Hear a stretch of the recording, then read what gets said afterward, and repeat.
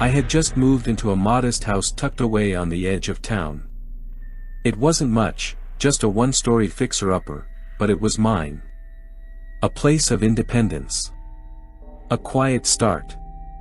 The neighborhood was peaceful, the kind where people kept to themselves, and the loudest sound at night was the wind whispering through the trees. It was a Saturday night when things first started to feel off. I was home alone, curled up in bed, drifting into sleep when I heard something odd, Siri's voice. "The answer is Thursday, July 4th, 1776, it said clearly into the darkness. My heart jumped. I picked up my phone. It was still locked. No missed calls, no open apps. Just Siri responding to a question I hadn't asked. I figured it was a glitch and turned the phone off. An hour later, it happened again. "Here's the info for your full name," Siri said. My blood ran cold. My name. My full name. I sat up in bed, grabbed the phone, still locked. I turned it off completely this time and tossed it onto the desk. It took me forever to fall asleep. That same week, I was gaming late one night when I heard a knock at my bedroom window. My room was on the ground floor. Winter had sealed the windows shut, and the blinds were always down. I paused the game and peeked behind the blind, no one. Then the knock came again. Slower. Heavier. Still no one there. I cracked the window slightly, against my better judgment. That was a mistake. Two pale hands shot up from the darkness, forcing the window open. I screamed and grabbed the closest object, a desk lamp, and swung it at the figure. It connected with a sickening crack. The man wore black from head to toe, his face obscured by a hood. He stumbled and fled. Shaking, I locked the window, shut the blinds, and didn't sleep a wink. I told myself it was a random break-in attempt. Siri was unrelated. Just tech acting weird. But then came the noises from the attic. It was mid-afternoon when I heard the thump. Above the ceiling of the living room, in the attic accessible through my brother's old closet. I muted the TV and listened. A shuffle. A dragging sound. Then what sounded like plastic crinkling. I grabbed a flashlight and opened the closet door. The attic entrance was ajar. I climbed up slowly. The attic was thick with dust, insulation hanging from exposed beams. The air was heavy. Then I heard creaking from the far side. I backed out. Slammed the attic door. Called my parents. My dad came over, checked the attic. Nothing. But I knew something had moved up there. A few nights later, my dog Layla, a gentle mutt who rarely barked, began snarling at the basement door. Her hackles raised, her growl deep. I opened the door cautiously, turned on the light. She bolted down before I could stop her. She headed straight for the boiler room, barking madly. I followed her, dread twisting my stomach. She was scratching at the closed door, barking louder than I'd ever heard. "Is someone in there?" I called out.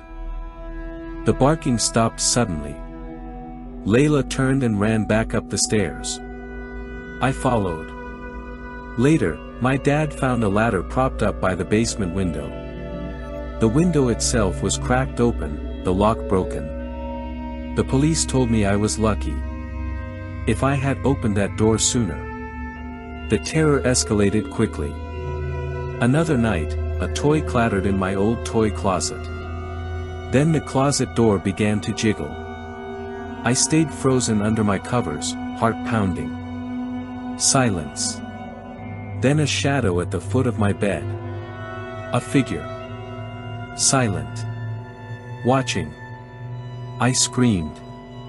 It turned, walked to the window, and vanished into the hallway. I found the front door wide open. That night, I didn't sleep. I started keeping knives in each room. Checked every closet and door before bedtime. I stopped using headphones. Fear became routine. Then came the breathing. Soft, steady breathing from the vent by my bed. I turned on the light. Nothing. The next day, I tested the HVAC. That vent didn't blow air. It led nowhere. I aimed a flashlight into it. Eyes stared back at me. Two pale, wide eyes. I screamed and ran from the house barefoot. Police discovered a man living in the walls. A drifter with a history of mental illness. He had carved tunnels through the drywall, lived off my food, and watched me sleep. He had pictures of me. He'd been in the attic, the basement, the closet. But it didn't end when they arrested him. That was only the beginning. The man was gone, dragged off in handcuffs. But the house felt no safer. Instead of relief, the silence felt wrong. I tried to return to routine. Friends checked in. My parents begged me to move home. I nearly did. Then Layla vanished. I let her into the backyard one morning, stepped inside to fill her bowl. When I returned, the gate was open. Her collar lay in the grass, ripped. The metal tag was twisted like it had been crushed. I called her name until sunset. Filed reports. Put up posters. Nothing. That night, I heard scratching at the back door. Hope flared. I rushed to open it. No dog. Just muddy, human footprints. Bare feet. Leading away into the trees. The motion-activated app I'd installed captured something. At 2:56 a.m., a long pale figure moved across the frame. Crawling. Its joints bent wrong. It wasn't human. I deleted the footage. The lights began flickering the next day. First in the hallway. Then the kitchen. Then all at once. A buzzing, popping, like the house was breathing static. An electrician came. He went into the basement, stayed nearly an hour. When he emerged, his face was pale. Someone's been cutting and splicing the wires. Randomly. You think I did that? I asked. He didn't answer. He left and never returned my calls. That night, I dreamed I was crawling through a fleshy tunnel. The walls throbbed. I heard Layla whining in the distance. I awoke with dirt under my nails. I'd clawed through the drywall beside my bed. Behind the wall was a hole. Just big enough for someone to crawl through. A contractor came to inspect the house. He opened the attic, the walls, the basement. He found narrow tunnels, crawl spaces no adult should fit through. Hidden openings in the insulation. Pipes rerouted.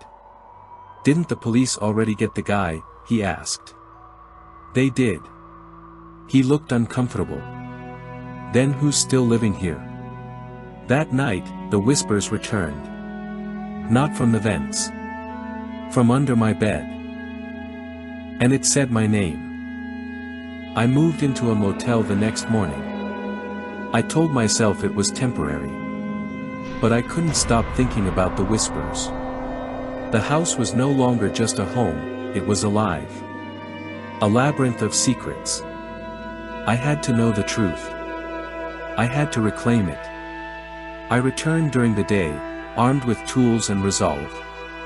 I began tearing through walls methodically, starting in the basement. Behind the water heater, I discovered a hidden hatch covered in insulation. It led into a crawlspace that dipped beneath the concrete foundation. It stank of rot and mildew. I crawled inside. The passage descended into cold, damp earth. Roots dangled from the ceiling. I crawled for what felt like forever. Then I found a room. Underground. Dug out by hand. lit by candles, still burning. The walls were lined with drawings. Crude depictions of me. My face. My dog. My bedroom. At the center, a small altar made of bones and rusted tools. And at its foot, Layla's collar. I vomited. Then I heard movement behind me. I turned, flashlight trembling. A shape crawled out from the tunnel. Not the man they'd arrested. Taller. Thinner. Its limbs were too long. Its face stretched like melted wax. It whispered. "You shouldn't be here." I backed away, heart pounding. It lunged. I swung my flashlight, connected with bone. It screamed, a shrill, inhuman screech. I ran. Crawled. Scrambled up through the hatch and slammed it shut. I sealed the door with furniture. Called the police. They searched. Again. Found the room. Found the altar. But not the creature. Not the second inhabitant. The first man had been living in the walls. But this thing had been living beneath them. I sold the house. Took a loss. Left the state. Even now, in my new apartment, I hear breathing through the vents. I haven't used Siri in months. But last night, my phone lit up by itself. "Here's the info for," it said. And from under the bed, I heard it whisper. "Found you."